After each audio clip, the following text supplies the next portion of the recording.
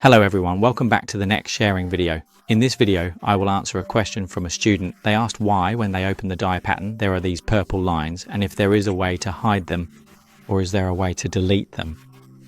So let me explain to you. These purple lines are actually the old lines, the lines that existed before you edited or developed the pattern. If you want to hide them, you can right-click on an empty area and select Check Line.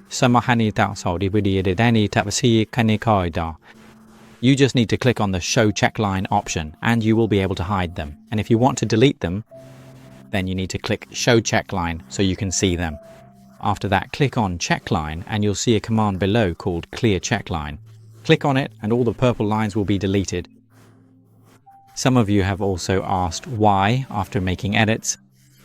Notice how the old line doesn't show up on your screen anymore. This means that the previous line is no longer saved. So here is exactly what you need to do to handle this. If you want to display the old line again, you will need to manually check this track line option in the menu. If you leave it unchecked, then when you make new edits, the old line will never appear for you. Only when you right-click and check the Check Line option will your current edits keep the old line visible. Thanks for watching, goodbye for now, and I will see you in the next sharing videos.